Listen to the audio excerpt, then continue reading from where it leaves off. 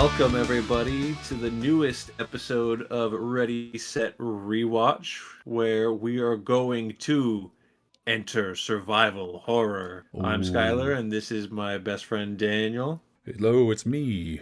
Daniel, not too long ago, we played a little video game called Resident Evil. Yeah. And then we played another video game called Resident Evil 2. Then we played Resident Evil 3 Nemesis. And then we played Resident Evil Code Veronica. And how much do And you those know what? go on? No, you say, what were you saying? How much do those have to do with this movie? They have the same name. That is true. That's real. You know what? Gosh darn it. There's a new Resident Evil movie coming out later this year. True. As of recording. We love Resident Evil here. It's a big part of who we are, what we do. So I said, you know what we're going to do? We're going to watch all of these movies that some of them are bad, but we're going to watch them. And here we are with the first one. This is Resident Evil. This is Resident Evil. And I said yes before knowing how many there were. That's not my fault. I definitely thought there were 2 less than there are. Resident Evil 2002. This is a Paul W.S. Anderson joint. Is Paul W.S. Anderson at all related to Wes Anderson? No, not even a little bit. I mean, I know the movies are wildly different, but is he like a awkward step nephew or something? No, Paul W.S. Anderson. I'm going to run through his filmography really quick, not including any Resident Evil films. Right, because all of them, I assume. Things that you would know that he has directed. Okay. 1995 Mortal Kombat. Cool, yeah.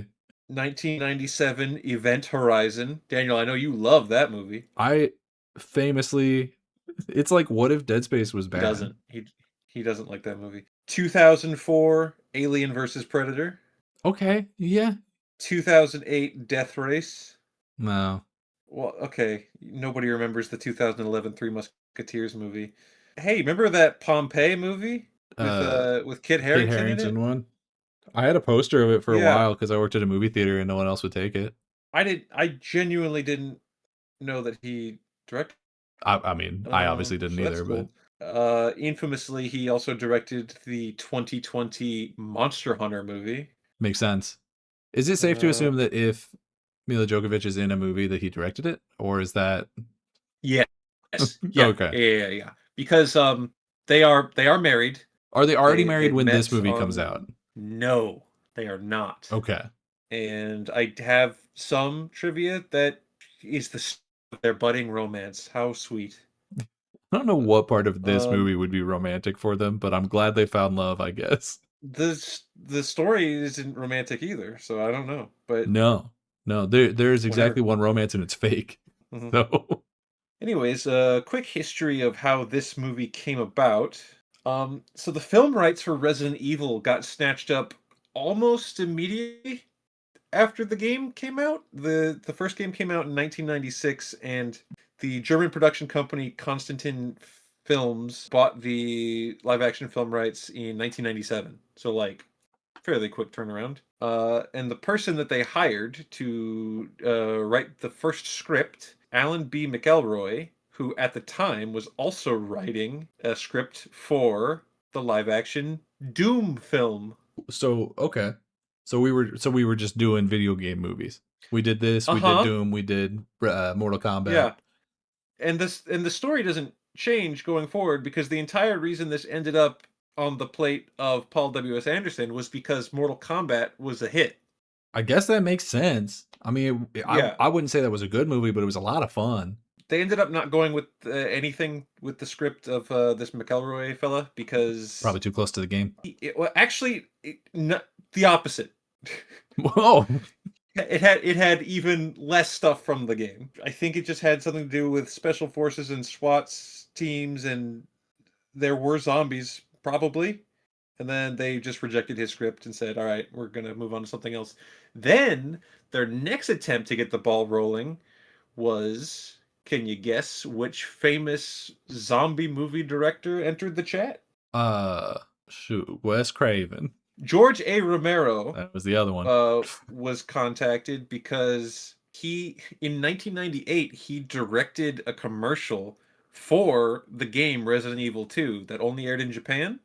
Oh, They were like, "Hey, you're Mr. Zombie Man. The entire reason these games exist is because of you, probably.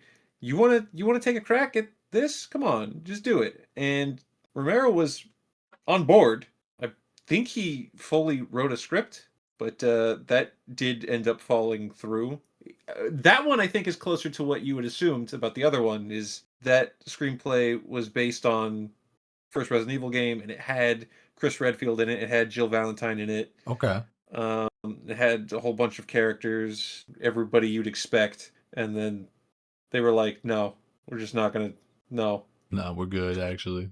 And part of the reason why they said was because they were like, "This is great, but this all is gonna get like an NC-17 rating if we do it, so we can't do it. We need to bring it down to R." I don't know what having those characters had to do with that. Yeah, So there's a couple you still characters in could have. this you could have just renamed. Hmm. I mean, you would have had to change one or two plot points for sure, but otherwise, It's fine though. Apparently, there's a documentary about the pre-making of this, what would have been the George Romero oh, Resident Evil. It should be out. It said it came out in January of last year, 2025, and I would be very interested in watching that now that I know it exists, but I haven't as of yet. yeah, we should try to find that. I not, maybe not do a whole review of it, but at least bring in some of the No. information for it or from it for Yeah, yeah. future. Then the year 2000, director Jamie Blanks, they're like, "Hey, you want to do something about Resident Evil?" And then apparently he wanted to make something that borrowed a lot from Resident Evils 2 and 3, Sure. to which they were like, "No, that's too much." Right. Well, because when does this? F- Sorry, this you said this movie comes out 2002. 2002, yeah. So I think I don't know why I want to say Resident Evil 4 came out in 2004. I don't even know if that's right. But so is 4 not out yet? Resident Evil 4 should not be out yet. In fact, Resident Evil came out. Oh no, that's the no. It says January yeah. 11th, 2005. So so the only major Resident Evil games released by the time that this movie came out, when I say major, I mean not counting like the rail shooters and whatever the fuck else was going on. Actual, I don't want to say important. Actual important Resident Evil games that had come out were all the ones we've played for the channel so far. Resident Evil Okay. 1, 2, 3, and Code Veronica had all come out. And then this I think this movie came out earlier in the year, like March or so. Resident Evil 1 Remake was released a week after the US release date of this movie. It's crazy to think that Resident Evil 1 had a remake before Resident Evil 4 came out. Yeah, a little bit. That's actually insane. Also, Resident Evil 0 comes out November the same year. Okay. It's a big Resident Evil year. I guess so. Not unlike this year we're currently living in, where we got Resident Evil 9 and a new Resident Evil movie coming. Pretty happy about that. And of course, Game really us good. talking about all this Resident Evil on this channel. It's very Resident Evil. Very. As mentioned, this finally landed in front of Paul W.S. Anderson, strictly because, as I said, Mortal Kombat was one of the first commercially successful video game adaptations. They were like, do that again. And he kind of did. Yeah, I mean, we'll get into it. It's not necessarily a great adaptation, but the movie's not. I mean, not bad. Yeah. He wanted to tackle this as a, for lack of a better term, and I think he even kind of used this term. He wanted to tackle this as a prequel to the games, where he was thinking like narratively, if you play Resident Evil 1 or Mm. 2, then you've already experienced the story of those characters. So I don't want to rehash that. So what if we came at it as like an events leading up to those things? Then what kind of story could we tell there? When he describes it that way, I can see the merit in how we got to this final product. Yeah. But is it a good movie? I guess we'll see. I guess we'll find I out. guess we'll see. And from there, do we just want to jump into the plot? Let's get in it. Resident Evil starts with a narrator, and he says, "At the beginning of the 21st century, the Umbrella Corporation has become the largest commercial entity in the United States. 9 out of every 10 homes contains its products. Its political and financial influence is felt everywhere. In public, it is the world's leading supplier of computer technology, medical products, and healthcare. Unknown even to its own employees, its massive profits are generated by military technology, genetic experimentation, and viral weaponry." Ooh, and then we're in a Wow. like an office. Yep. The office of the employees who for sure know where the money comes from. Office drones. Yeah. There's a scientist is very delicate, well, assumedly a scientist, is very delicately handling some mysterious liquid in vials that of course have a helix shape to them because then we know Yeah. that it's bio. Is that at all is that applicable to any actual real science? Is there I a reason that you could possibly need to make your goo in a helix shape? Helix shape, I don't know. I think maybe having a smaller thing within the bigger thing could potentially help with like stability, but I mean, it's gonna spoilers. It's gonna break in like 1 second here, so it's not that Yeah, stable. However, yeah. we do know a chemist that you could ask. I we're gonna have to circle back to that if we do it because there's no way that I can just type out this question Just and get send him it. a picture and be like, "Does this make sense?" Take a screenshot. All right. I'm gonna try to do my homework on this. Okay. The scientist, using robot arms, drops those mysterious helix vials that may or may not be viable into a secure briefcase along with an injector. He then takes a blue vial and throws it dramatically into the air in what in my memory is in slow motion, but I actually don't remember if it was. Letting it shatter and its vapors escape into a vent as he slips out through a big old heavy door. There was definitely some slow motion in It here. feels like there would have been, but I don't think it was egregious. I don't think we weren't doing some like speed ramping 300 shit. No, we didn't hit Zack Snyder levels. Good. Good.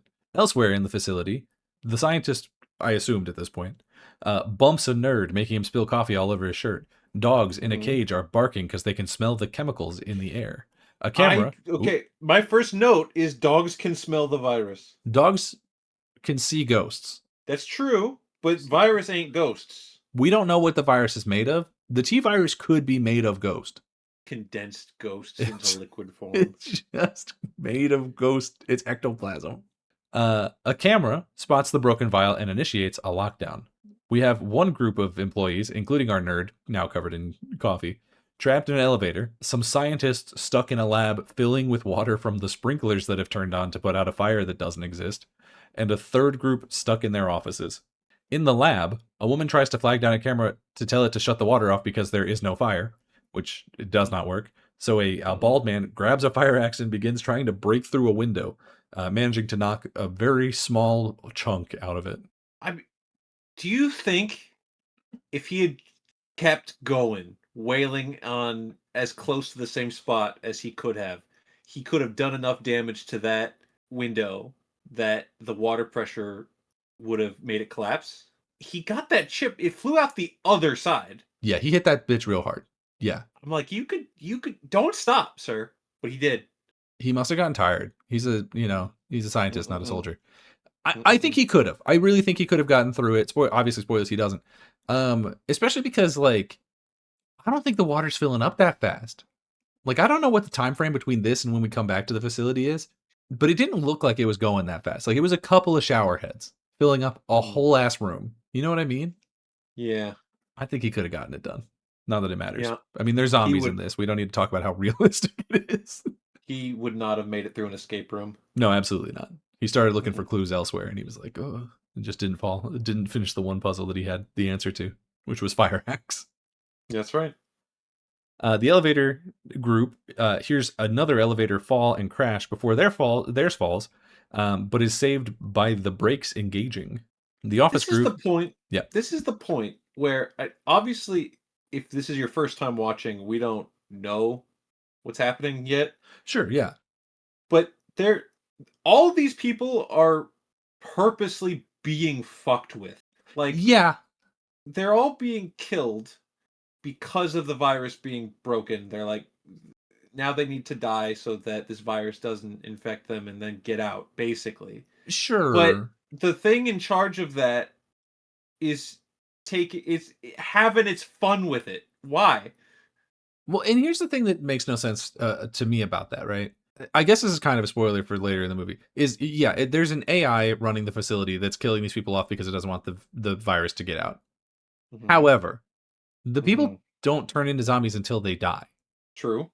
And if the gas is still in the place when our guys go in, then wouldn't they all be infected? Like if it's able to be transmitted just through the gas, but we let them go, like, you know what I mean? I mean, Hmm. like she doesn't let them go, but you know what I mean? Like they're not infected unless we're Well, bringing in Resident Evil 9, like, Raccoon City syndrome shit that was not invented for like 20 years after this. I have something in my notes for later that circles back to basically exactly what you're talking about. So Okay. we're gonna. Okay. I'm We'll get excited. there I'm then. excited now. Yeah. The office group gets gassed. It focuses very heavily on one character who doesn't have a name yet, but we will get later. The camera says that it detects a biohazard contamination, and then leaves them all Do suffocating and banging on the glass. you think that's a reference? To biohazard? Yeah. Nah. Okay. The elevator group try to pry open the door, but can only get a narrow gap open through which they see a bunch of dead people who I guess also got gassed, but then like maybe the gas stopped. I don't know. Either way, the smallest lady tries to squeeze through the hole, and then the elevator starts falling again and decapitates her, She which is really she's rough, so buddy. she's so confident too. She's like, I can squeeze through. No, the fuck she can't. No, she First of couldn't. all, Yeah, she and did not then make and it. then it doesn't fall and decapitate her. Yeah, It falls, stops, and then she's like, pull me back in, and then it goes back up to decapitate her, which is right. again Yeah, just fucking with him for no reason. it's a Like if lot of you want to work. kill him, just drop him. Yeah, yeah. Well, I also noticed because I was looking through. We'll get to this later, but when I was looking for names for characters, I did go to the IMDb and found out that a lot of these scientists have names, like are Oh, credited with names. Like it's the oh, lady who gets decapitated, I think, is called like Mrs. Black, and everyone else has like a mm, Reservoir Dog style color name, right? There's like a okay. Mr. Orange and a Mr. Blue and whatever the fuck. It's like all of these scientists. I don't know why you would bother because no one ever says their name, which is a thing that is very common in this movie, and we'll get into that later. Uh, So they took like the one lady of color and called her Mrs. Black. Yeah, let me hold on. Let me pull up the IMDb real fast because I'm pretty sure that's who she was. Well, while you do that, I will say that maybe it's just because the first time I watched this was at like a young age, Sure, but this elevator sequence has always stuck with me. it's spooky. It's why you don't fuck with elevators. Okay, so yeah, so there is Ryan McCluskey plays Mr. Gray. I think he's the nerd. Yes, he's the nerd. Ryan McClunky. McClunky. Oscar Pierce doesn't have a picture on IMDb, but he's Mr. Red. Indra Ove is Mrs. Black, and she's the lady that gets her head cut off. Anna Bolt is Dr. Green, and she's the scientist that's trying to flag down the camera to get it to shut off. Joseph May is Dr. Blue, who I think is the other scientist in that room. Robert Tanyan, Dr. Brown. Like they've got. There's also a Mr. White and a Mrs. Gold. Like there's like what 1, 2, 3, 4, 7. There's eight. There's eight of these guys who have color based names if we don't count the Red Queen. Who I don't know why you bother naming them. Like I get that they're like key characters in their scenes, but the scenes are just set up. Like you could just call them Scientist One, Future Headless Horseman 2. Like I don't know why they got names. All I can think of is like there must be either at some point there was more that was going to happen with these characters. That would make sense. Or there's like a novelization or some shit. But I don't know. Anyway, elsewhere, in a shower with the water on, but her hair perfectly dry, Mm-hmm. the director's future wife wakes up naked except for a wedding ring, having fallen and pulled the curtain rod down on top of her so that you don't see her boobuses. This is not the only time she'll be naked in this film. No, weirdly, it does come up again. Mm-hmm. And somehow she feels more naked the second time. Uh, she walks to a mirror and finds a scar on one shoulder that I wrote down in my notes and I don't think ever gets explained in this movie, and a bruise on the other, I assume from falling in the shower. She then puts on a slinky white robe and looks out a window at what I presume to be the Arklay Mountains, although it is never specifically said. Yeah, it's never. You're right. It's never said, but I think that's the intention, especially if they're saying like it's a prequel to all this. If you take any of that to heart and like Right. choose to believe them, then yeah, it's got to be. If we are to assume that this is the Spencer Manor mansion, then I guess I it would have to don't. be. Yeah, I don't know if this is supposed to be. I don't know. I couldn't But tell you. how many mansions can possibly be up there, right? There can't be two rich people up in the mountains next to Raccoon City. That'd be Well, insane. it's one rich corporation that owns multiple mansions. Yeah. Anyway, she finds a note next to a bed, I think, that says, "Today all your dreams come true." And she writes it again underneath to make sure it isn't her handwriting, and it's not. She then searches the room for and finds a red dress laid out for her and two SMGs in a locked drawer that for some reason jump scare her. And then but the drawer is locked, so she can't get those guns. So we won't see them until the sequel. I want to say I think the handwriting thing is clever. It's a She's good like, idea. yeah, she's like, okay, I didn't write that. That's fun. But you know what kind of takes away from that? Today all your dreams come true. That does not now, nor does it ever play into the film. Not really. Like, I mean, we'll get to it when it comes back around. I I know what he means, the person who wrote it, but it doesn't make sense. Mm. It's not a good note. Either way, But well, I want to say, just because I gonna keep a list here of that I'll read at the end. Uh, this is our first thing from the games. Finding a note. finding a note, sure. You could also add the locked SMG drawer that's like a puzzle. A camera then films her walking out of the room now wearing the red dress. It's not particularly covering, but I guess it beats a silky white robe. And everything else that Mm. she found was just very stark white clothing that would not have made for an interesting character design. So she had to go for the red dress. She also found some knee high boots at some point because, she's an action movie lady. She has to look cool and sexy. Yes. And to be fair, she does. I mean, yeah, Mila Djokovic is a very beautiful woman. for sure. Yeah, I mean, the director definitely agrees. Yes, he does. She walks until she finds a photo of her in a wedding dress with some guy, presumably her husband. But before we can think about that, a figure passes by in the reflection of the picture frame, and she turns around to see a creepy fucking statue wrapped in plastic, and she goes to further investigate. As she investigates, she finds a door to outside where she says hello, trying to find whoever walked by, but instead finds 1 million birds who take off and scare her mostly back into the mansion through a combination of the birds and of extremely ominous wind. But before she can fully get into the mansion, a man who I assume was trying to hide for her until this exact second grabs her and pulls her inside. At which point, everything immediately goes crazy. And the music gets very loud. Very loud, very 2000s. Very loud, very 2000s. And it's so loud that basically this whole sequence, I couldn't really understand what anyone is saying. It's a combination of the music is too loud and everyone's wearing masks and talking through the masks, and it's just kind of muffled a little bit. I And yeah. I just figured it doesn't matter until they take the masks off. It doesn't matter. A running bit in my notes for this movie is going to be that almost none of the characters have their name actually verbally said at any point. Mhm. So I did at some point come back to this scene and put on subtitles to see if I missed people saying their names during this scene. They don't. Mm. Not a single name is uttered, except one, but we'll say it in a second. We do get names when we establish our core group about halfway through the movie, Well, but they're but never they're never said. they're not introduced. People just Yeah. start calling them by their names. Like, Well, but even that's only 3 of them. but before we get too far away from, you mentioned the very 2000s music. Do you know who composed the score for this film? Tommy Tallarico. I don't know what that's a reference to, so he's, no. he's the guy who I forget what side of it he was on, but he was like famously involved in like a video game music plagiarism scheme or something. I don't remember if he Oh, was the okay. guy who did it or the guy who called it out. It's just you don't Very nice. forget a name like that. So the composers of this score is two people. One of which is Marco Beltrami.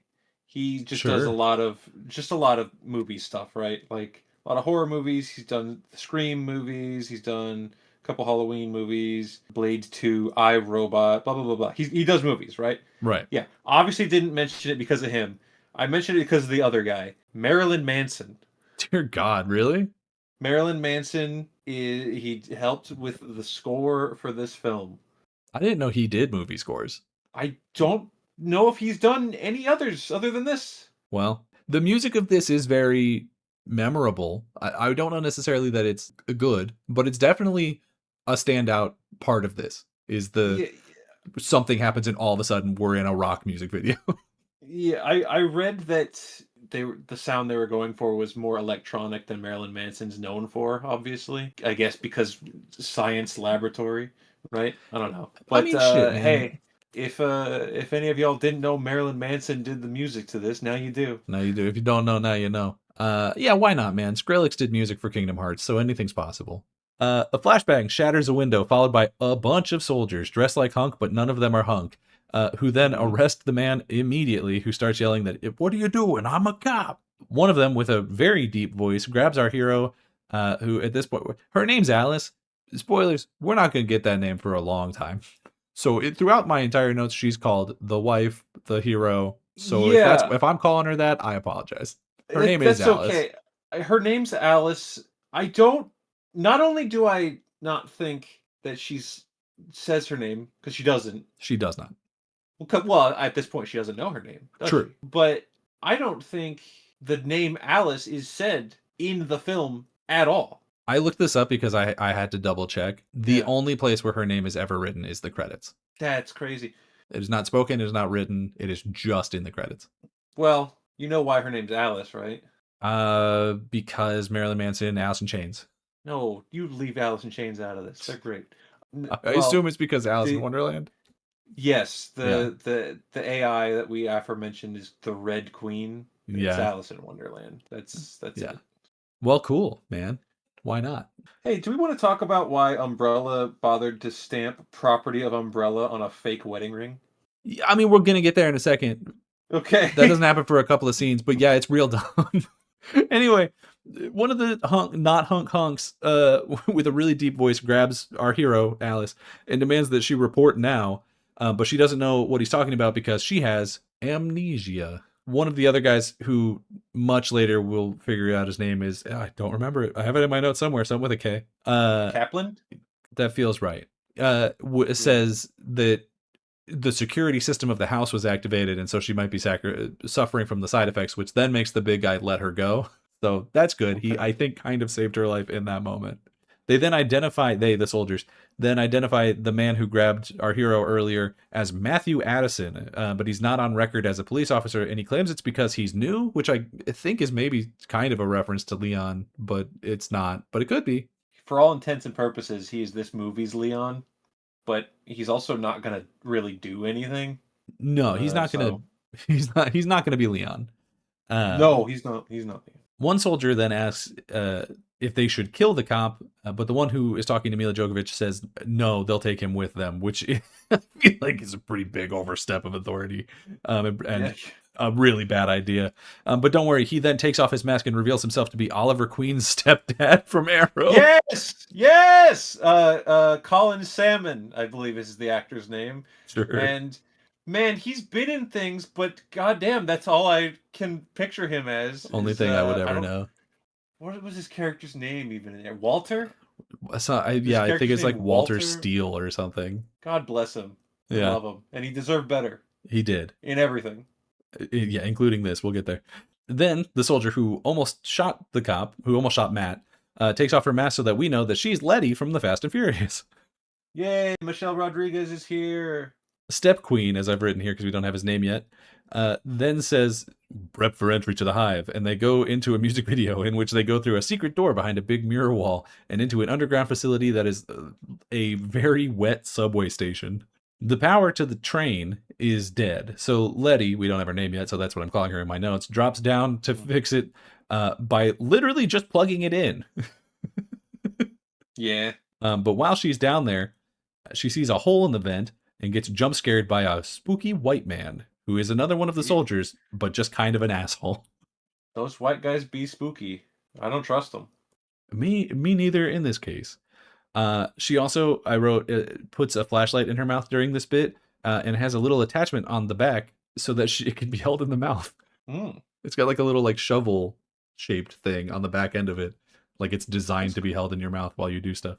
probably just attach it to your lapel would be easier. Yeah, maybe we didn't have the little cool like L-shaped flashlights yet. I don't know. Yeah, those are cool. Uh, Doesn't Ethan get one in Resident Evil 8 or maybe 7? I'm gonna say yes. I don't Okay. 100% know, but I think so. Well, let's get more L-shaped flashlights in media. Hell yeah, super useful. I know they're Mm, huge in Silent Hill, so mm. doing doing big numbers in Silent Hill. They get the train running.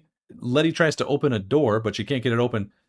So the guy who scared her earlier opens it and finds a passed out Timu Chris Redfield, who is the husband from the photo from earlier. There he is. We got another guy. A good guy, I promise. He's definitely a good guy, and he's not Thomas Jane. He kind of looks like him. He's not. He does kind of look like Tom Jane. I don't know what it was. I was watching this movie with my brother, and I was like, I bet this fucking guy's Australian, because look at him. But I looked it up, and he's just British. It's so much worse. Come on. Mila Jovovich then takes off her ring after having a flashback of remembering that was her husband in the picture from earlier, and reads a romantic inscription on the inside that says "Property of Umbrella Corporation." To which What? you already asked, but yes, I also wrote in my notes, what's the point of writing that inside the ring that's supposed to be a cover story and anonymous? At no point in making this thing does it make any practical sense to do that. No, not even a little bit. It's very stupid. I mean, really, it's just so we, the audience, know that it's a cover story and they just work here and they're not Yeah. really married.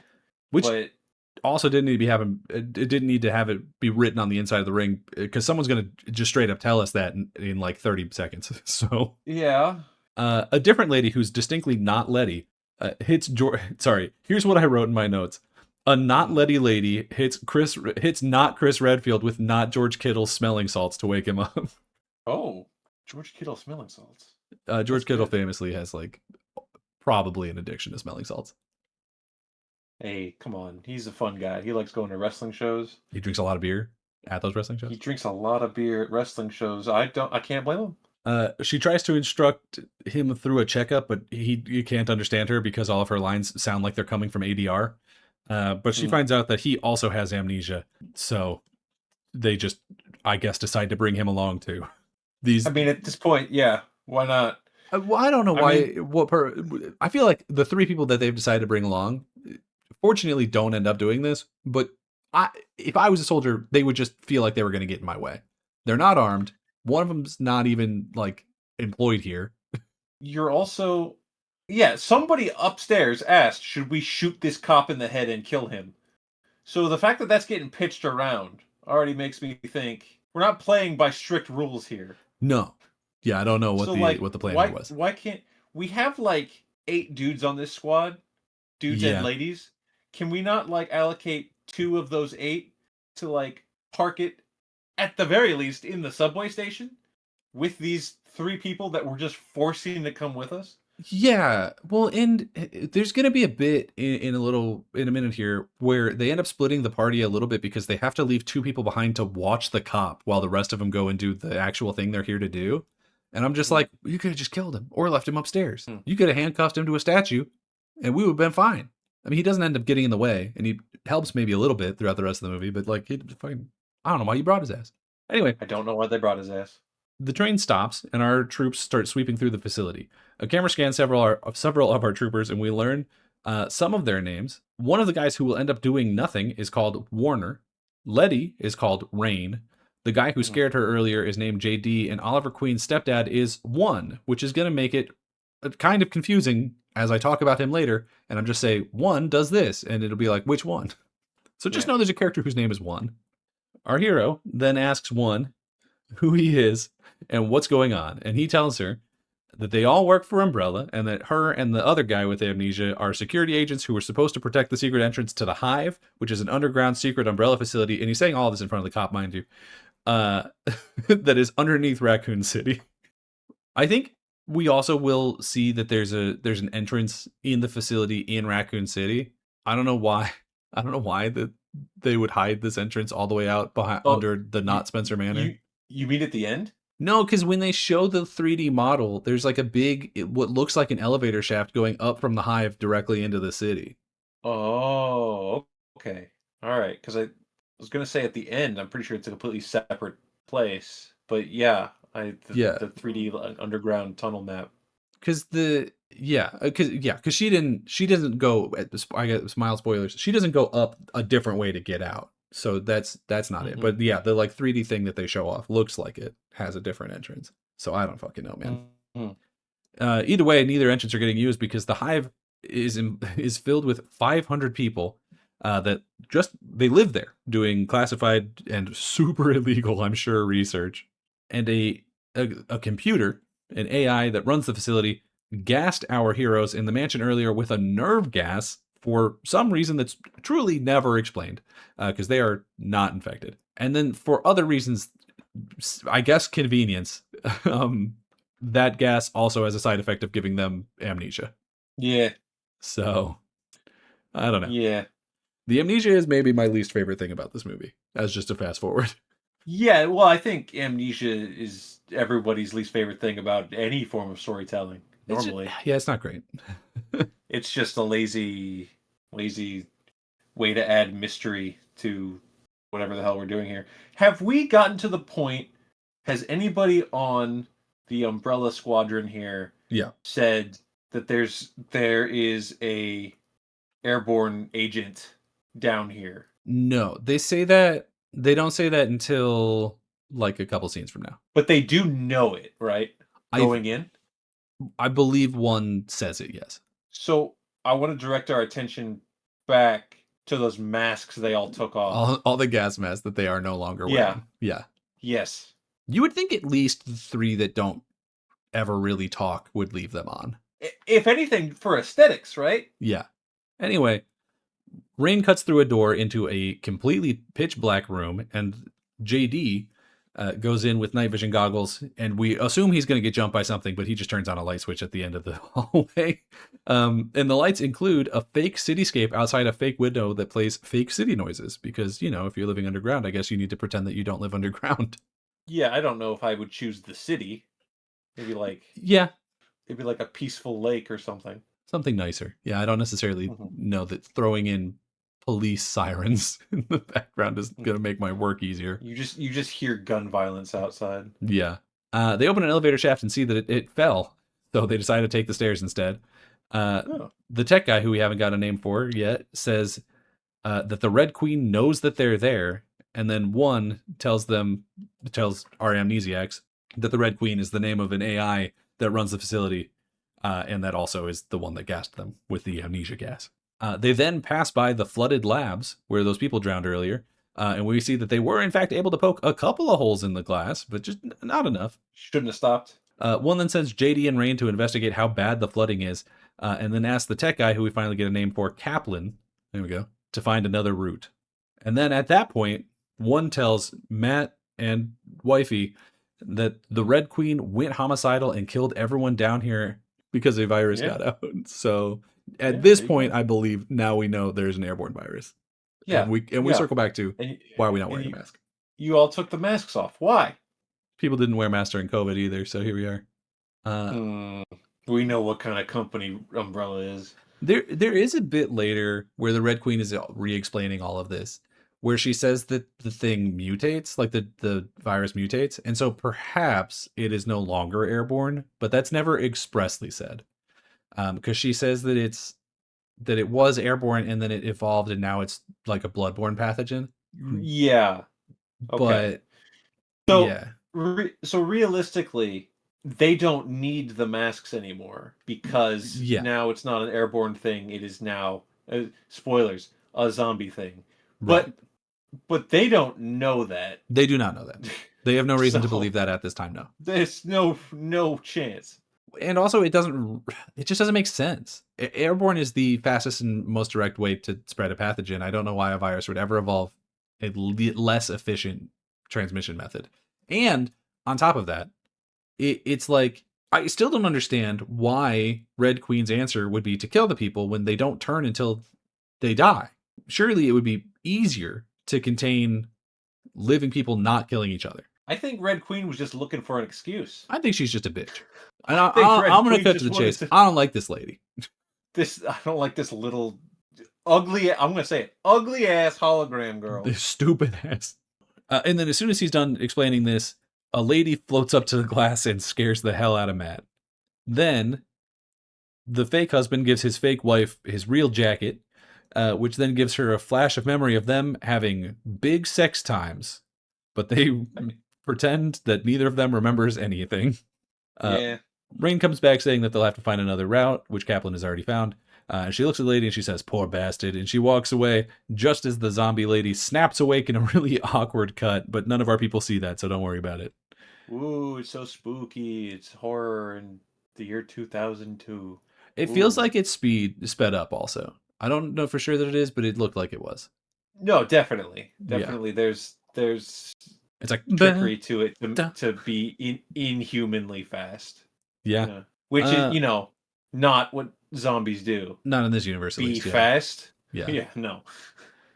They move deeper into the facility to a really creepy space pod room that looks like something out of Dead Space, which Kaplan says is supposed to be a dining hall, and Matt's like, well, maybe Umbrella's keeping secrets. They fan out and look for clues. That just means they didn't have a dining hall. Yeah, I guess so. And Wifey looks around into a pod where she sees a weird creature with its brain out that is probably a liquor, but I'm sure definitely won't get out. That's fine. Chekhov's liquor.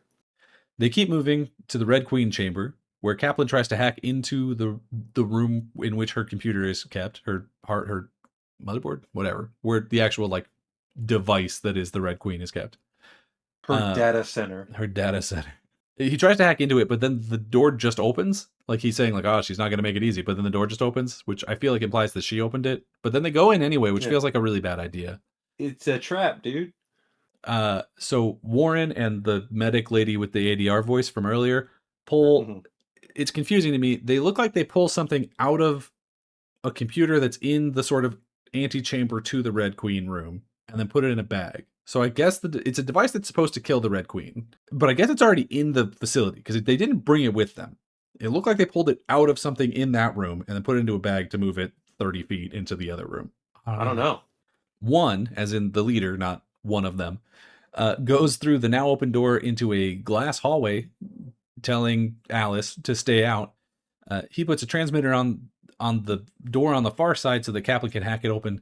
Alice asks what the thing they put in the bag is, and Kaplan, in front of the we now know homicidal AI, says, "Oh, it's the thing that's going to kill the homicidal AI that killed all these people." So as soon as the medic, Warner, and an unnamed soldier carry the murder device into the hallway, the doors on both sides slam back shut, and she, the Red Queen, activates a level 5 weapon system, which are, as we should all by this point know, are a high-powered laser system. Yay. It immediately cuts off the medic's head and another guy's fingers. A second later, the laser kills Warren with some switch-up bullshit. Just completely unfair. And a third one, which is literally just cheating, cuts one into cubes, which is good because now I don't need to say his name anymore. That's true. This is the famous laser hallway, which is probably, almost certainly, the most iconic thing that this movie, and I think probably this whole series of movies, has to offer. Yeah, certainly, as far as I am aware, I think it is the only thing created by the movies that then made their way into the games. Yeah, the reference to this laser hallway is in Resident Evil 4. Yeah. So, that's kind of cool. Yeah, it's something. Again, why didn't it just do the grid laser from the start? It's because this Red Queen is sadistic and evil and likes fucking with people. She's an asshole, and she's got to go. I also have another question about this in a second, but we'll get there. Kaplan gets the security system down this time, but for real, and goes in to complete the mission because he's a good soldier, I guess. He grabs the device that, here's my question, is somehow just not cut up. And also, none of the other bodies are sliced and diced, despite the grid one. Like, I know we see it going at him, and then it spins into the full grid before it hits him. But in the shot, it looks like there's still a good, like, I don't know, 10, 15 feet between him and the grid when it does that. He's got enough time, even though it's moving really fast, to say fuck or whatever he says. And then when we see the bodies later, they're like 2 feet in front of him. So what I'm saying is she should have sliced up the device. The Red Queen should have destroyed the thing that could destroy her, and I don't know why she didn't. That's what I'm saying. I don't think she's very smart. He chose just to slice up The people. Colin Salmon. Also, the guy, She flayed the salmon. the one guy who just got his fingers cut off should be fine. Like, he should not be dead, but he is, but he shouldn't be. Well, they left him in there like he was, so They say he's dead, but all they lost was his fingers. Like, he could have passed out from shock and then possibly blood loss, but it looked like the laser cauterized it. So, like, I think he'd probably be fine. so we're establishing that the final laser thing didn't chop up everything in there because it didn't touch the device. Right. And the device is further towards Alice and Chains, than the bodies are. I think maybe she just chopped up all the bodies and killed everybody and then left the device because she thought it'd be funny. But she did. I know for a fact she didn't chop up the bodies because we also see the other bodies in that shot after when they go back into the room, and the other bodies are fine. Also, it's a brief spoiler, but something from the games. Mm-hmm. When we come back this way, the bodies are gone. Yeah, which also doesn't make any sense. Yeah, especially, Colin Salmon being he's cute. A bunch of Lego pieces on the ground. Yeah, they're not gonna get the one who got just his fingers cut off. He might have woken up because he's not dead and just gone and done something else. No, I got it. The dogs ate him. Maybe, but then came in and lapped it all up. But there's not even like blood on the ground. Well, no, the lady just did a cauterize, so it's possible. I don't know, man. I don't know. No, there's it's not my job to fix this. Okay. For the movie. Yeah. Anyway, fake husband then, because he remembers that he's in a movie in the early 2000s that goes, "Deja vu, anyone?" Whoa, that's cringe. I know. He and wifey go to the room on the far side of the door, which again closes behind them. They attach the device to something in that room, and the Red Queen projects a creep-ass little girl hologram, which is apparently modeled after the head researcher's daughter, which feels like a thing you shouldn't do. Yeah, that's gross. The hologram is a real asshole. It says they shouldn't turn off the power, but then refuses to explain why. And then when they do it anyway, she says, "You're all gonna die down here," after her head snaps all going to die down here very quickly towards the camera in a way that I did not appreciate. Yeah, she sucks. Get her out of here. Yeah, not a fan. Not a fan of Red Queen. We then see the pods as the power is going off. We see the pods from earlier powering down, and doors across the facility opening with just the tiniest hint of maybe something coming out of one of the rooms. Uh-oh, spooky. JD pulls the Red Queen's motherboards out to take with them. So I guess that was one of the other things that they were sent to retrieve, was that. Meanwhile, back in the creep-ass pod room, Rain...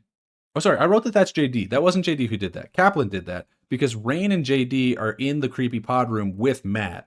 Those three have been left behind. Rain and JD have been left behind to watch Matt while everyone else is doing the thing, because they don't want Matt to know about the Red Queen, even though they already told him about the Red Queen and the virus, because he doesn't work here, but then they chose to bring him down here so that he would learn things about the things that he's not supposed to know that are down here. What I'm saying is that if they didn't kill him before, they're going to need to kill him now. Are you perhaps implying this movie's poorly written, sir? How dare you? It's weird. We're having fun. It's this weird. Is Resident Evil. Yeah, it's weird because there's actually a lot of things that happen in this movie where I'm like, oh, it's like they actually remembered that thing from the beginning of the movie, and I really appreciate that. Like, there's a lot of good like callbacks. But yeah, there's things like this where it is very clear like we just needed this character to be in the movie, so we had to make a bad decision. Daniel, the thing didn't get cut up by the lasers because of hardware limitation. Okay, we couldn't make it disappear. Yeah, because this is a video game, not a movie. The GPU, I mean, it's a movie, but it's not a video game. The GPU of the PS1 could not render as many cubes as if we chopped up all four bodies, so we could only do one.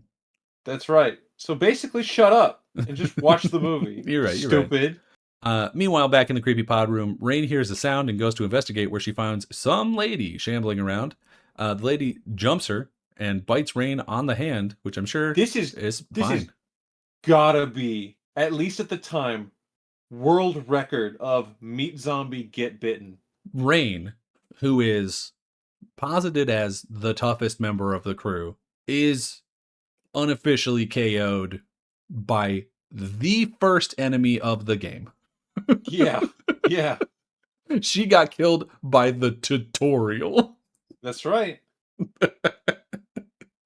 It knocks her over and also knocks the handcuff keys, because Matt is still handcuffed, off of her Mhm, belt. JD mhm. then throws the lady off Rain and tells her to stop because we don't know what zombies are. And she obviously doesn't. So JD shoots her in the leg, which doesn't do anything. So he shoots her like 4 or 5 more times, which continues to do nothing. And then Rain shoots her with the machine gun that puts you on the wires from Crouching Tiger, Hidden Dragon, and she goes flying to the other Woo! side of the room. Yeah, she does. And it's at this point, JD says, I shot her 5 times. How is she still standing? Yeah, welcome to Resident Evil, sir. Yeah. That's what I've been saying for years. Well, but also shoot him in the head. Like, Oh, yeah, dumbass. come on. I know you I, don't I know can't what a believe zombie is in this universe, but I, come on. I can't believe they were trying to talk her down, like, get back, stop. It's like you were gonna shoot a cop earlier. You shoot Also, someone that bites you. we didn't tell the soldiers what the disease does. We didn't tell them, like, if you encounter anyone, fucking No, shoot them. no. They did well, that's They canon didn't. to the games too. They don't tell their soldiers shit. You think Carlos knew what was going on? No, Carlos didn't know shit. But they should have given that, Mhm. like, they don't necessarily have to tell them what the disease does, but they should give them a shoot on sight order. If you see survivors, no, you didn't. Yeah, that's a good point. Like, But if they you're didn't. if you're sending in a cleanup crew, because they have the thing on their fucking shoulder that says sanitation, right? They're not there to rescue people. They're there to clean up Umbrella's mistakes. These are not supposedly good people, although I think some of them turn out to be good people. So they should all be not like Carlos. They should be all like, uh, what's the fucking Russian guy's from Three's name? Nikolai. Nikolai. They should be all like Nikolai, where they're just No, dropping people. he was a shitter. Get him out of here. That's true. That's true, and you're right to say it. I don't know why it took me to this point in my notes to write this, but I do want to say it. Yeah. I like that they actually built these sets. You know, we live in a time where, like, even if we're making I don't want to say a shitty little movie, but if we're just making like, oh, it's a Resident Evil movie based off a video game, they still built this whole ass room. Yeah. Yeah, and it looks good. I mean, Yeah, it it's not does. the most impressive thing in the world. It's a bunch of pods in a No, warehouse, but it looks and good enough. I think there's some digital matte painting stuff in the background Yeah, to probably. make it Yeah. look go further and stuff. But it's still it's atmospheric. There's cool shit in this room. I like it. They did it, and I appreciate it. Remind me to bring this up at the end of the movie. This exact Okay. phrase, this thing. Anyway, Okay. Matt Kaplan and the Amnesiacs join them in the creepy pod room and ask them what happened. So Rain tells them, they're like, why?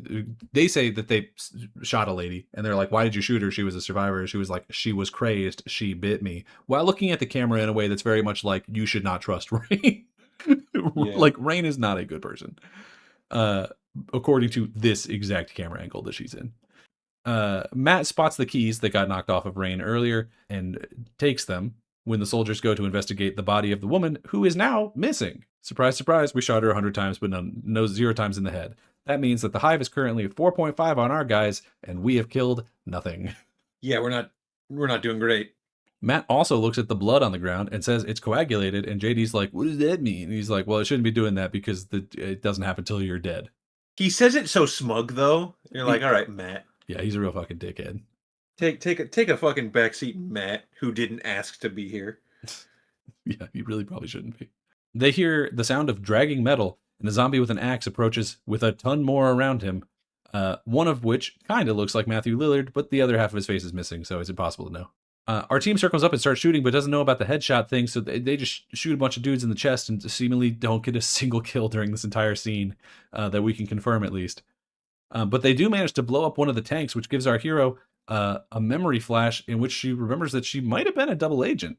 Ooh, she's got access to security codes, surveillance plans, the works. Yeah, we don't really know what that's about yet, but she is saying that to somebody in what appears to be the cemetery from Smallville. Mm-hmm. Mm-hmm. So hey, maybe they filmed this in Toronto. Kaplan struggles to open a door for a really long time because he can't remember how to put the code in, and while the rest are holding off the zombies. During this time, at some point during this, Matt unlocks his cuffs. Just assume he's not wearing handcuffs from this point on. I don't know how with those sweaty ass hands. That's what I'm saying. JD takes over trying to get the door open, and he eventually does, but it leads directly into a murder closet full of zombies that pull him in and just absolutely destroy him.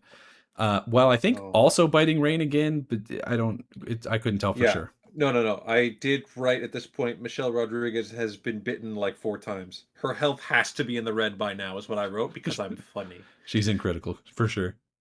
Mm-hmm. Also, one of the zombies in the murder closet has bleached hair, which is a very early 2000s thing, so it's nice to know that the people who were trapped down in this science facility are still able to be trendy. Marshall Mathers? Maybe a little bit. All right. With a real undead, please stand up. We see a pretty bad CGI liquor break out of a pod. I wrote CGI ass liquor. As the team retreats back to the Red Queen room. Kaplan starts freaking out trying to figure out what's going on because they don't know what zombies are. And also, the bodies are gone from the laser hallway. And this is where I wrote, even if they turn into zombies, Medic got decapitated, so no, she didn't. One got shredded, so no, he didn't. Warren got cut in half, so he didn't make it far, and his legs should still be there. And the last guy just lost his hand, so he might not be dead. Maybe, okay. We couldn't figure it out earlier, but I've got it now. Okay. The guy that lost his fingies. Sure. Is not dead. Right. He got up, scooped his friends up into a trash bag, and he left. Yeah, he got out with all the bodies. Yeah, I think he's good. I think he's gone. If we see an Umbrella agent in a later movie who's wearing gloves, it's him. Oh, because under the gloves are prosthetic fingers. Yeah, he's replaced them with sausages. You didn't want to just say like the Star Wars like Darth Vader hand. No, sausages is funnier. Sausages, but would sausages not attract zombie dogs to come steal your fingers? Maybe that's what he wants. Maybe he let him out. Meanwhile, maybe he was a double agent, a triple agent. He's a member of Stores. Meanwhile, our hero wanders off alone for some fucking reason to the dog kennel and finds it covered in blood. Then one of the dogs comes in and attacks her because of course it did. What did you expect? And how did you get separated? And why are you not with the brothers to them? What were you looking for? Why? What's happening? But don't worry, she escapes into a room that only has one zombie in it, who she then hits with the sickest flying spin kick that feels wildly out of place. But sure, man, do it. This is the Matrix Neo I know Kung Fu moment. Alice knows Kung Fu. Also, they covered this dog in hamburger. Yeah, I bet the dogs were just eating that shit constant. I got a trivia about it. Okay.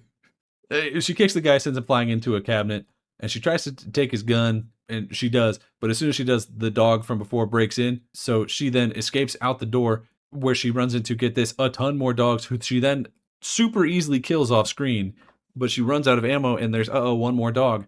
So she does a second sick-ass wall spin kick that sends it back in through the window where the one zombie from before was, and then it never comes up again. So maybe it dies. Who knows? Yeah. Well, just like in the games, when the dogs show up, oh fuck, it's the dogs. What do I do? But if you actually take the time to fight them, they're easy to kill, easier than you'd think. So this is just like the games. Yeah. Well, also apparently she knows to shoot him in the head. So she's just a way better soldier than anybody else in this building. Well, because she's Alice. Right. But we don't know that yet. Yeah. Right. As far as we know, she's just some security agent right now. Anyway. She's the lady that said multipass. Multipass. Matt sneaks into an office looking for something, and he finds an ID for an employee named Lisa before getting jump scared by some other guy who's a zombie on the other side of some glass that he never gets through. And then zombie Lisa sneaks up behind him looking completely fine because she needs to, until the very last second where she tackles him to the ground and they wrestle until our hero Alice clubs her with, I think it was a paperweight, killing her. To which I wrote, this is the first for sure confirmed human zombie kill. Second, if Rain did in fact snap one's neck in the previous scene where they were all in the room, it was unclear. That one might be dead. Either way, there's at minimum 498 zombies left in this bitch. She definitely snapped its neck, but does that mean anything? She snaps another one's neck later, and I believe it stays dead. I think it's maybe the she does it with like her. No, Alice does it. She snaps it with her thighs. Um, Yeah, she does. yeah, she does. And I don't know. It's either about to happen or has already happened. But the Red Queen is like explaining to them how to kill zombies, and she does say sever the spinal cord, which I do think snapping their neck would do. Also, in the game, Hunk's finisher is to snap zombies' neck. Hmm. So there could be precedent, although he's not All right. 100% a canon character. So I don't know. No, he's everywhere. We get another flashback where we learn that in the previous flashback, where Wifey might have been a double agent, the person who she was being a double agent with was in fact Lisa, who is also Matt's sister. Apparently, they were planning on stealing the virus because they don't like evil corporations. So Matt starts talking about how Umbrella isn't above the law and how he isn't a real cop, and his sister was trying to take down Umbrella from the inside and stop their illegal genetic research, which is a crazy thing to say to this person who all he knows about is that she works for Umbrella. He does not know that she Yeah. is the other half of No. their thing yet, so probably not a great idea. Lisa was supposed to smuggle out a sample of the virus so that they could, I don't know, tell the press or whatever. And then she had a contact that Matt never met that would help her get out. And then he suggests that maybe that person stole it for themselves because it would sell for a bunch of money, and that his sister Lisa may have trusted the wrong person, not knowing that the person he's talking about is, of course, in true movie fashion, the person directly in front of him. Which at this point she should be somewhat sure. She's like, "Oh, you're talking about me. You could say something." Uh-oh, do I suck? I guess she wouldn't remember if she sucks.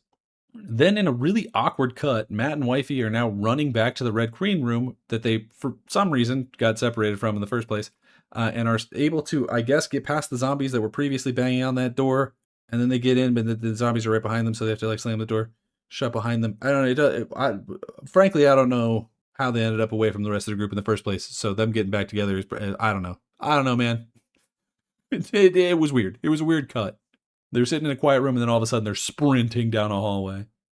Uh, Rain says the doors in the mansion above them will shut permanently in a little over an hour, but there's only 40 minutes left in the movie, so I think we're probably okay. Yeah, we got the time. Wifey then takes the queen's motherboard and starts going to put it back in so that she can talk to the Red Queen about finding another way out for them, which Rain is not a fan of. It's probably a shit idea. It's But not what a else do we great got? one. Rain rightfully calls the Red Queen a bitch, which I agree. Yeah, yeah. Tell her, Michelle Rodriguez. And then I guess because of the power cycle, it now can no longer create a hologram, which I wrote was because we ran out of budget for the hologram. So the little girl's voice just comes back over the intercom and says, "I told you so." And then, yeah, this is where she explains zombies and how we kill them. And that if you get bit, you turn. And then the camera focuses very heavily on Rain because, she got bit like a couple times. Like 6 times, I think. It was at least 2, minimum 2. I think maybe the 6th time is like coming up. Like she's gonna get bit again. She does get bit again. For sure she gets bit again.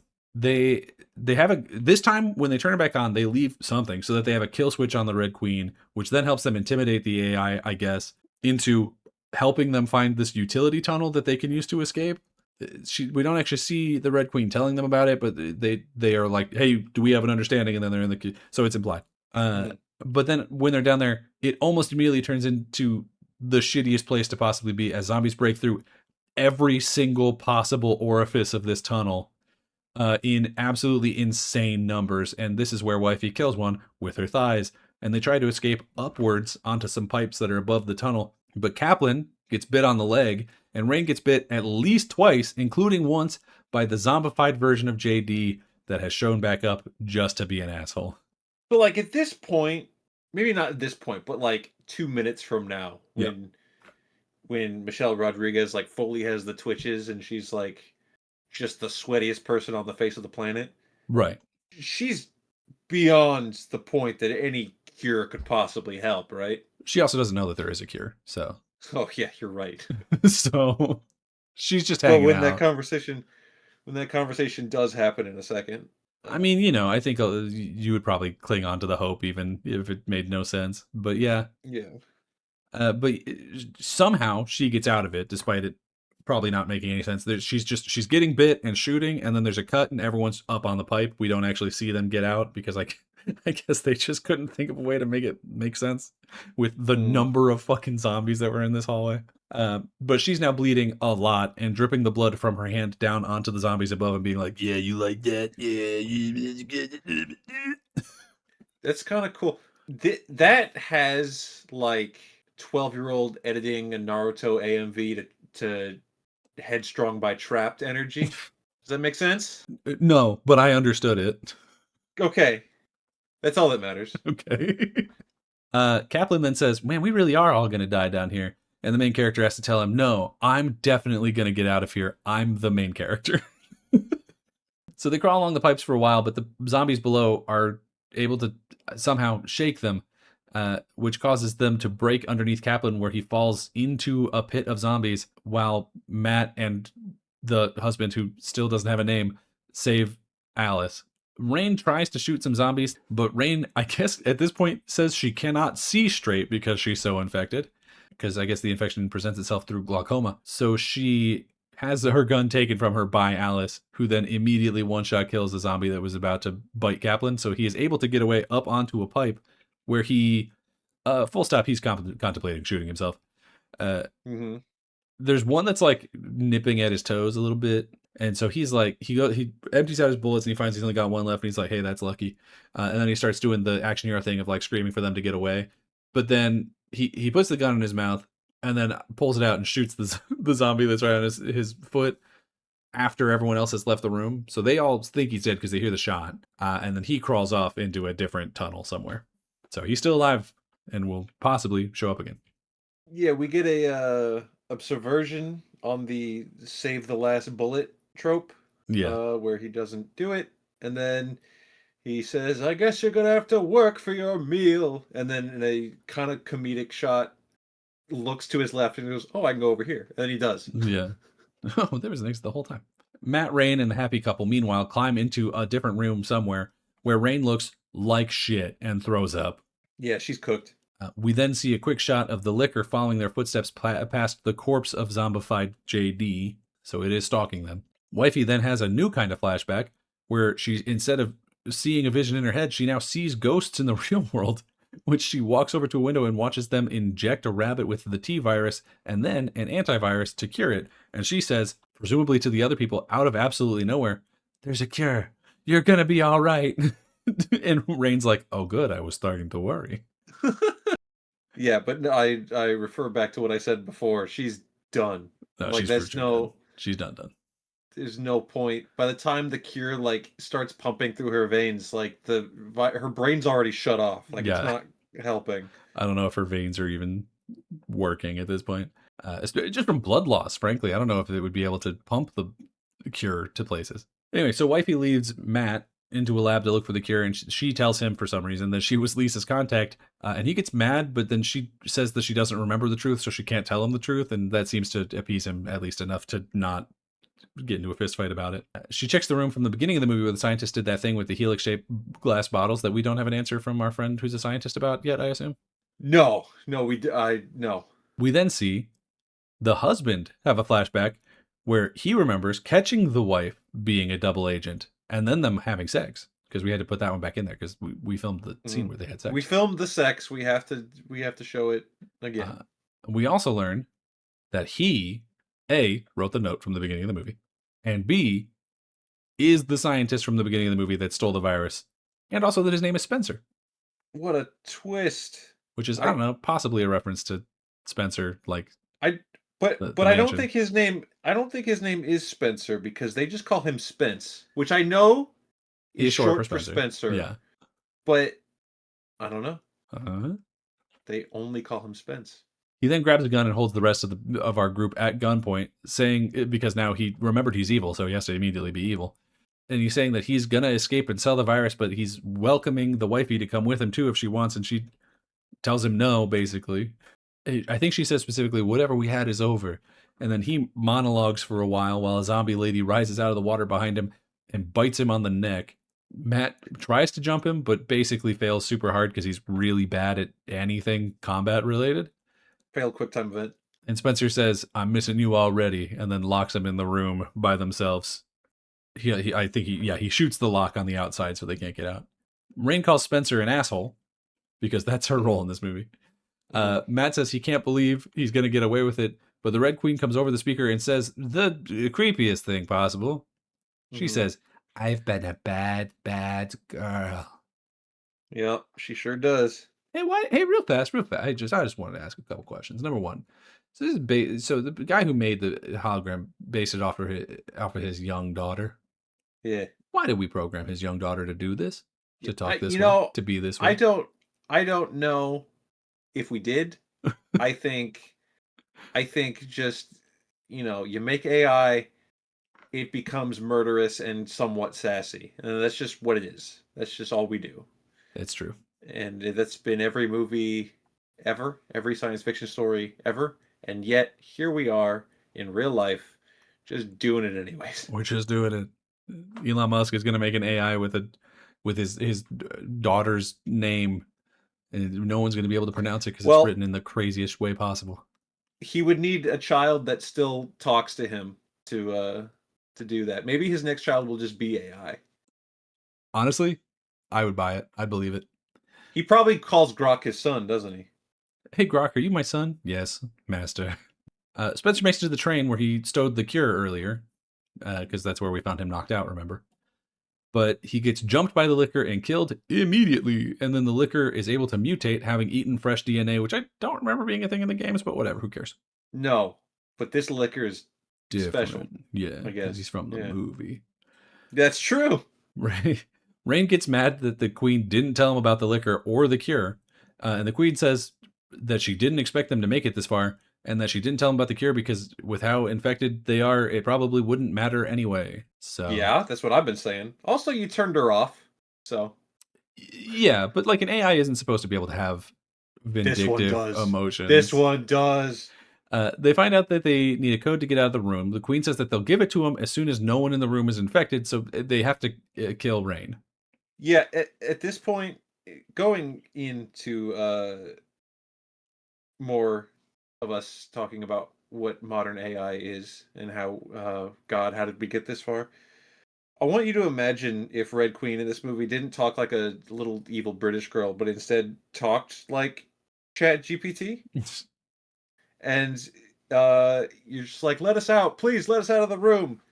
And then after a brief pause, says, "I absolutely get you. I know this is frustrating. Let's just start from the beginning. Kill your infected friend, okay? Start." Just kill Rain. Rain takes the news, I guess, pretty well and throws the axe to Wifey and tells her to kill her. But just then, the mutated liquor shows up and starts banging on some reinforced glass. And Rain is like, "You gotta kill me right now, or it's gonna get in here and kill all of us." Uh, Yeah, but I would probably kill her. Yeah. well, good thing you're not Alice then, because Alice instead uses it to smash the TV in a way reminiscent of that Apple commercial. Whoa, you think that was on purpose? Maybe, I don't know. Ironically, now Apple is the evil empire. So, An evil empire. and evil, yeah. And then, as she does that, the power goes out, which I guess for a second she probably assumes is because she smashed a TV. But no, it turns out Kaplan, who's not dead, hit the kill switch that he had on him and was able to get the other door open. So now they're all back together. And instead of killing a person, they found a person who they thought was dead, not dead. So, hey, Cool. Yeah, we're +1. they escape We're in the now with positive. Kaplan and they get to the train. Wifey goes to get the virus from Spencer's corpse. Unfortunately, he is a zombie, but he's so messed up that he's no threat to anyone. So she raises the axe and says, "I'm missing you already," and she kills him with the axe, but it doesn't quite cut in time, and you can see that the axe turns sideways as to not actually hit him right before. Oh, It's just a little thing I noticed. Also, this is where I noticed that the zombies have like piercing blue eyes, but only sometimes. I think it's just him, isn't it? I don't No, it's remember a, anything else no, it's a having them. couple. Yeah, it's there's some of the Oh, ones I watched it a couple of days ago now, but I remember writing this note being like thinking that the only ones who didn't have it were Zombie Lisa, because then we would know, and the one who opened her eyes underwater that time. I'm probably wrong. There's probably others, but it was definitely more than him had the blue eyes. okay. Spoilers: one of our other friends is about to have them, and JD had them. I'm pretty sure. Oh, okay. So maybe it's just named characters. Yeah, special zombies. Special zombies get blue eyes. Anyway, it's not consistent either way. I was just like, oh, his eyes are blue now for some reason. On the train, they give Rain and Kaplan the cure, which I'm sure will definitely work. But Rain tells Wifey, actually, you know what? It probably does work for Kaplan. I'm just going to assume it does. He wasn't bit that long ago, and only once. But Rain tells Wifey that she doesn't want to be a zombie and gives Wifey her watch that has the countdown on it. I think it says something like 4 minutes or something at this point. And she Yeah. passes out, presumably dead. So they point a gun at her, but she snaps back to life and says, I'm not dead yet. And I think takes her gun back. Yeah, she says like, "I think I'll have my gun back now" or something. It's funny. So Alice had the gun for It's 1 second. they share a little smirk, and I'm like, "All right, Alice is a little gay for Michelle Rodriguez. Understandable." Look, I get it. Her husband just died. You know, it's time for experimentation. Also, the hanging, swinging pipes in this train car are such a massive safety hazard. Let's talk about it. Why would you Yeah. store it that way? I also want to know, were they there on the way here? Because I don't remember them. I don't think we took this train car on the way here. We No, took we a did. train. We did Was because it this? it has to have been because she drops down through the door on the bottom of the train to turn it on, and then they close it and then they go. It's only the one train, I think. In the game, it's only the one train. I don't know. Shit's just moving around down here. Bodies disappearing, stuff loading in differently. I don't have all the answers. This game's got some bugs. Yeah, a little bit. Before they can be happy about the fact that everyone's presumably now cured, and Michelle Rodriguez didn't die, the liquor attacks the train and immediately pulls Kaplan. The train is moving. Pulls Kaplan Yeah. out to his definite for real this time death. Yeah, Kaplan's done. Oops. It breaks into the train and Wifey starts shooting it, which doesn't seem to be particularly effective. So Matt hits it with a ton of dangling pipes that are extremely unsafe, as you mentioned. Wifey then pins the liquor's tongue to the ground and screams for Matt to open the door to drop it onto the train tracks below. But as he turns to do so, he is then attacked by a zombified Rain, who also has the blue eyes, who he fights off and kills by shooting her in the head. And her body falls and hits the door release. So I guess you could technically give the kill to Rain for the liquor. I think we should give it to her because she's been through a lot today. We stand Michelle Rodriguez is all I can say. I am a lot happier to give her the kill than Matt. That's what I'm getting at. All right, yeah, fine. Fine. So the door opens up and it drops the liquor, the mutated liquor, onto the train tracks, which there's some sparks and the track is electric, so it catches on fire and gets dragged underneath the train for a while, then eventually breaks off. And we assume it's dead, but it doesn't really matter because we get away either way. And the antivirus that was introduced in the third act, and we spent a lot of time talking about, just didn't matter. Did not matter. Kaplan got murdered super hard, even though it probably would have worked on him. Murdered super hard. And then Michelle Rodriguez just didn't work on her. So Matt and Alice run to escape out of the mansion before the doors close, but as soon as they get to a place that is safe where they no longer have to worry about the ticking clock, Alice collapses, super upset that she couldn't save the rest of the people. But as Matt goes to console her, he collapses from a scratch that he, I guess, got from the liquor at some point, probably during the train fight when I wasn't paying attention. Yes, he did. You can see it happen. Wifey tries to give him the cure, but she isn't able to inject him with it. So yeah, no, the cure was completely useless. And because she's not able to, because a bunch of guys in lab coats show up and grab him. They drag Matt off on a gurney and say that they want to give him to the Nemesis program. Uh-oh. And they say they want to test the wife and see if she's infected, so they take her to the Raccoon City facility. And then this ending, honestly, goes on longer than I thought it was going to. They're going to reopen. They say that the guys, the lab suit, the scientist guys who come in, they say that they want to reopen the hive to find out what happens. And I'm pretty sure the guy who's talking is the narrator from the beginning. So I guess we just had one guy with a cool voice. A very specific guy. Okay. Alice wakes up in a lab on a metal bed with a ton of wires stabbed into her, including directly into the side of her head. But it's okay because she has a cool Skrillex partial side shaved haircut. She screams and rips the tubes out, naked again, except for the least modest hospital gown I've ever seen. She bangs on a window, and we see that on the other side of the window, there's a zombie, meaning that this facility is also completely fucked before she even was able to wake up. She then takes one of the needles from that was in her and uses it to pick the keypad, which I don't think is how a keypad works, but whatever. And she's able to get out. She wanders the hospital halls like Rick Grimes before escaping out into Raccoon City, where it is full-on zombie apocalypse time. She grabs a shotgun from a cop car, and we zoom out on what I'm sure was an incredibly expensive thing to create for 1 second of shot on an Mhm. empty street and into the credits, where we finally learn that our main character's name the whole time was Alice. Alice. I wrote, Alice ends the movie exactly how she started it. Naked. And she does then she does get something. She puts on something before she walks out. I forget what it is. Slipknot plays us out over the credits. Not The Marilyn song is Manson? My Plague. No, My Plague by Slipknot is the credit song here. And then my last note that I have was something you said. You said remind you of something, and I don't remember what it was. You were talking about how it was nice that they built all these sets, and I already kind of said it. I think it's crazy that Oh, they fucked up this whole city block for this one shot. yeah, It that's must have been cool. really expensive. That's cool. So unless they filmed this and the next movie back to back and they could reuse that set, feels like a total waste of money. But hey, go for it. They absolutely did not. I don't think they knew they were getting a second one right off the bat.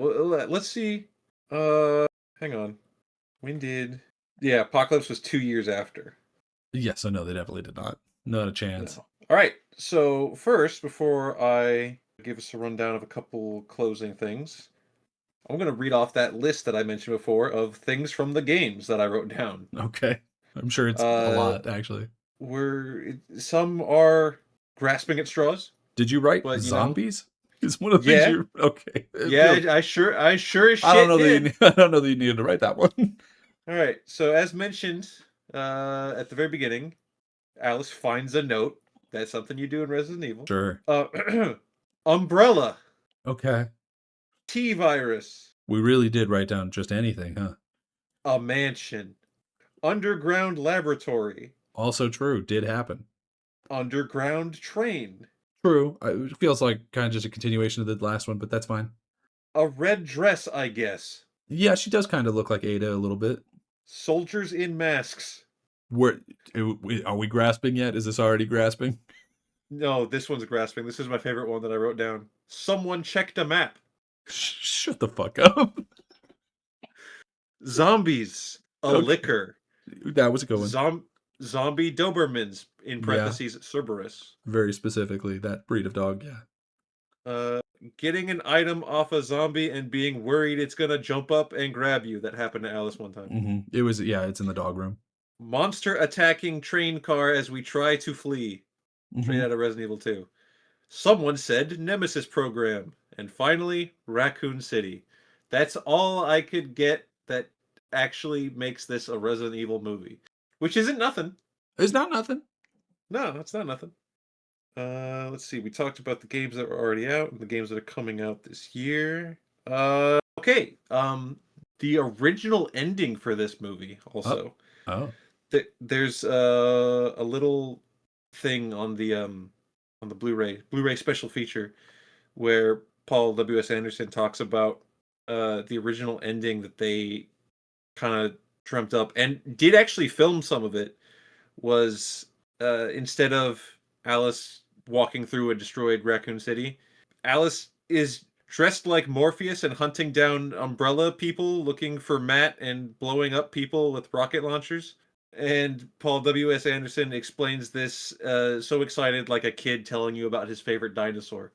hell yeah, man! I'm glad he had And fun.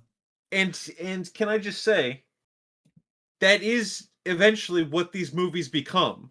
So you get there. Nice. All right. You said that guy had a very specific, or he had a very cool voice, or whatever the fuck you said. I don't remember what you said, but The I said there's a narrator. specific voice. Yeah, yeah. Yeah. Because that was acclaimed actor Jason Isaacs, who, if you don't recognize the name, He's the guy from uh, Dead Space. I'm playing to. Oh no, that's Isaac. That's a different Isaac. I'm playing specifically to you here, Daniel. I'm okay. He's what's his Lucius Malfoy You in the would Harry love to Potter see it. films. Wow, did not recognize that at all.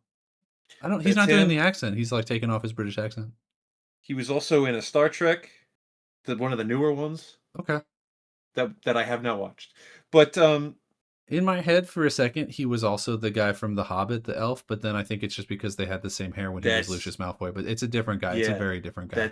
that's Lee Pace. That's a different guy. It's a different man. Yeah, yeah, yeah. Yeah. But so I don't know if it says this anywhere officially. I mean, but it's known now that Jason Isaacs, the character he's supposed to be playing, the narrator, is supposed to be William Birkin. Oh, 100%. Um, I would have thought you were about to say Wesker. no, not yet. No Wesker yet. But they they internally at least had planned for him to be Birkin. I don't know if they were like, if this continues, then we'll do something with that. They don't really, and Jason Isaacs doesn't come back. He's only in this basically faceless cameo here. Yeah. But there is a character that does take his place, played by Ian Glenn, Sir Jorah Mormont from Game of Right. Thrones, I saw him in the preview for the next movie. and in honor of Jason Isaacs playing this character, the character Ian Glenn plays is Dr. Isaacs. Oh, So he kind of takes the spot and hey, does whatever the fuck. you know a couple of things that you left off of your list of things that were Hmm. in the thing? You should have also Go on. added a character named Spencer Oh, well, yeah, his name was Spence, but all right. uh, and character named Lisa. Oh, like Lisa Trevor? Yeah. Oh, okay. I didn't think about that. I'm just saying. Instead, whenever anyone says Lisa, I just think dental plan. Lisa needs braces. You have such a specific brain rot. Yeah, I know. I know. All right, we're gonna wrap this up with some fun trivia that I grabbed here. So apparently, Michelle Rodriguez, I posted in our chat that little like not a making of the movie thing, but Mhm. a like special feature of all the people in the movie and the director talking about like we know what the video game is, we promise, and we played it. Really, trust us. I believe that she had Um, played it. Michelle Rodriguez apparently was a big enough fan of the game that she told her agent if anyone ever wrote a script for Resident Evil, she wanted to be a part of it. So her agent found Mm. out about it and contacted Paul W.S. Anderson as soon as he wrote the screenplay, and she got brought in. So that's awesome. I So love that she was like, "This is cool, and I want to be part of it." that's really cool. I think I've only seen the first two, maybe three of these ever.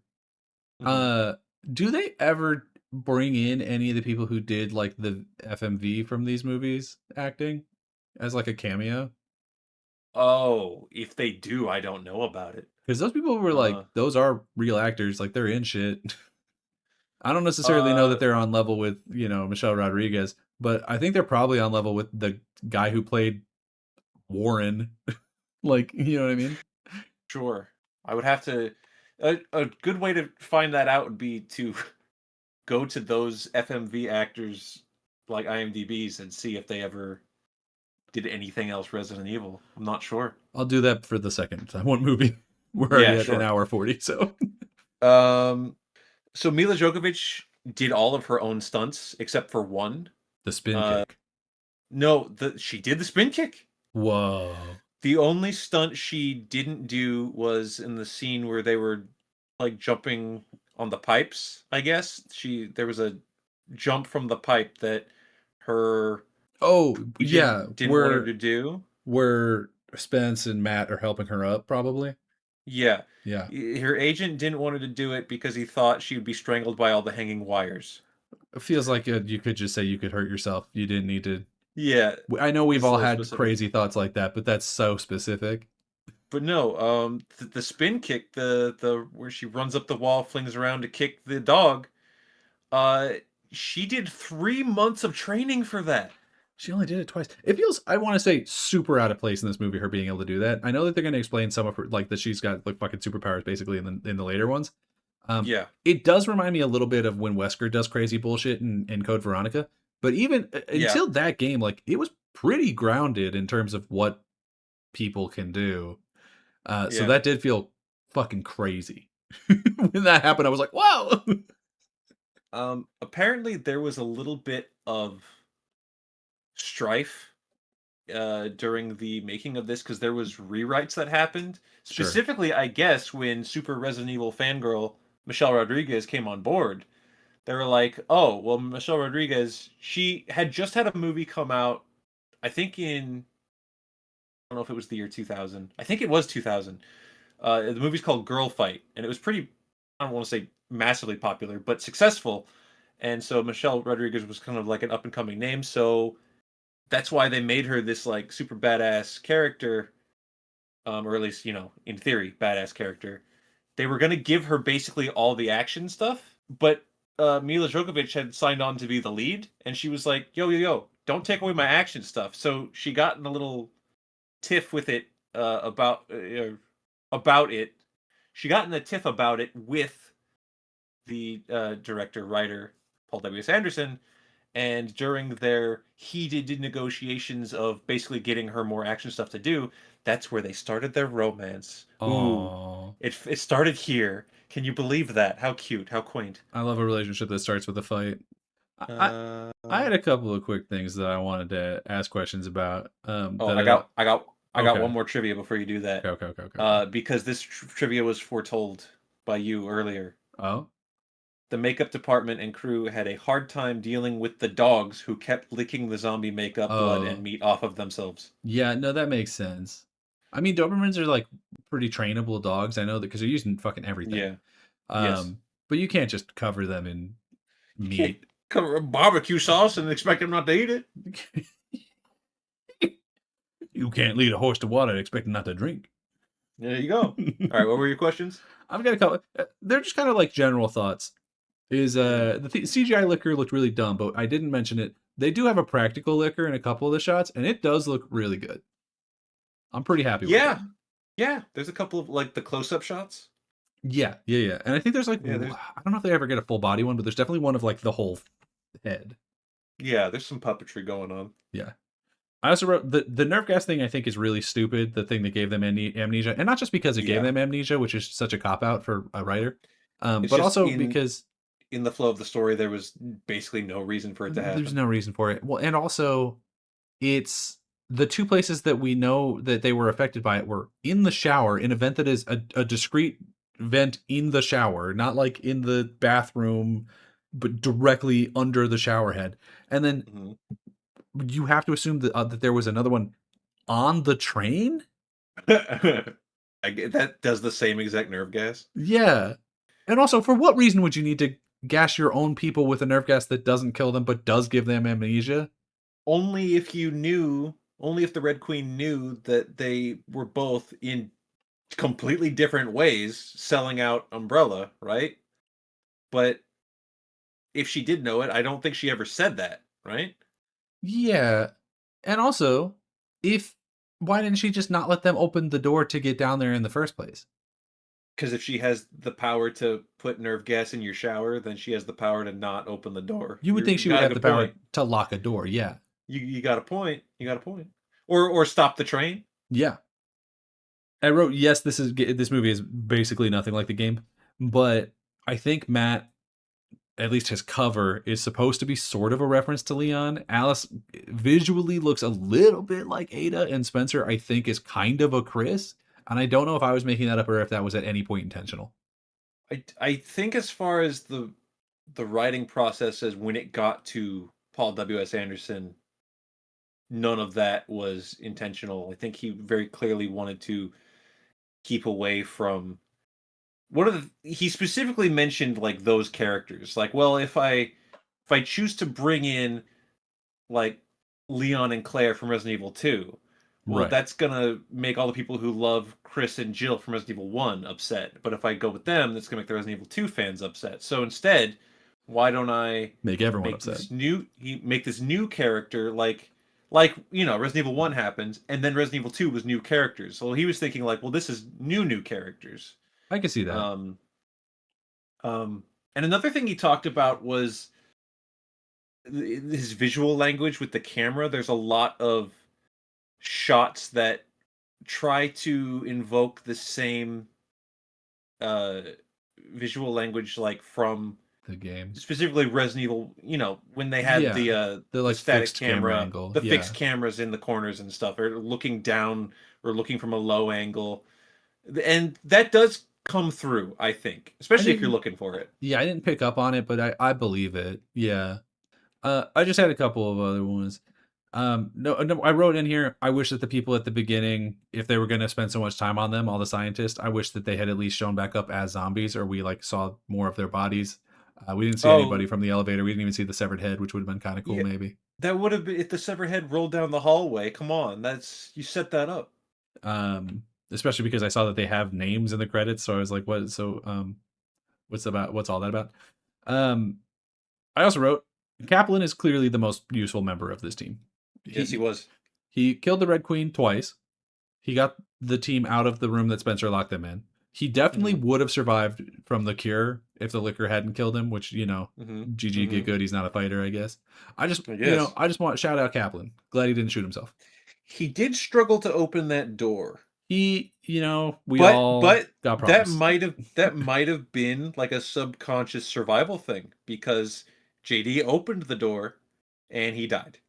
True. True. He had the spidey sense. He got his Peter tingle. Yeah. Yeah.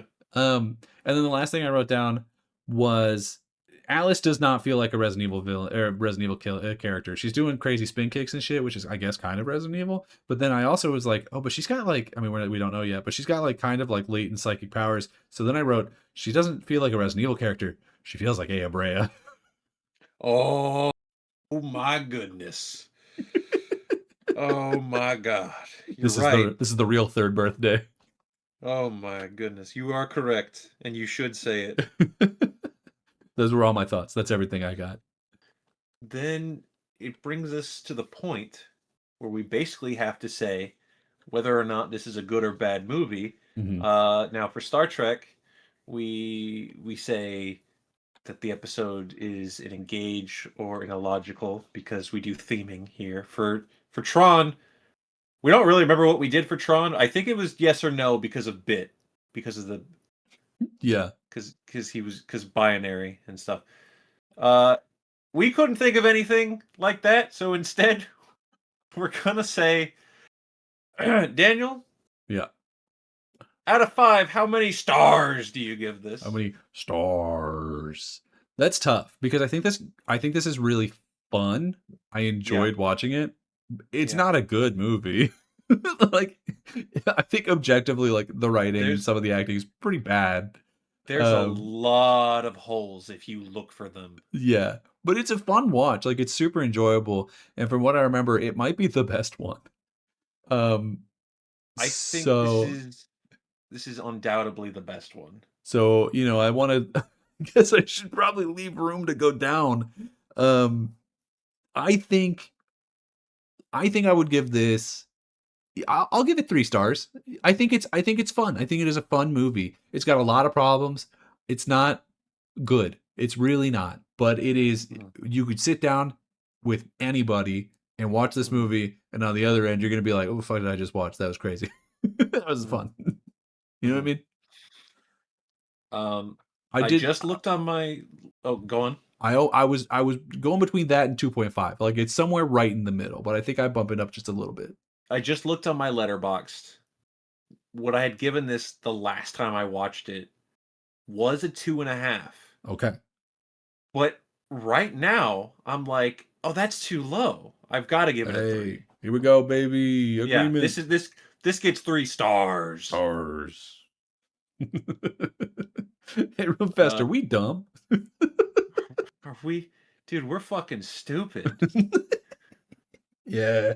But you know who's not stupid? People who subscribe. Yes, and you can do that on either YouTube or Spotify, and preferably both. And then also steal your mom's phone and have her subscribe to us on both because we need all the help we can get. You can follow the show on Twitter at RSR_POD. You can follow me on Twitter and Blue Sky at Daniel J. McGee.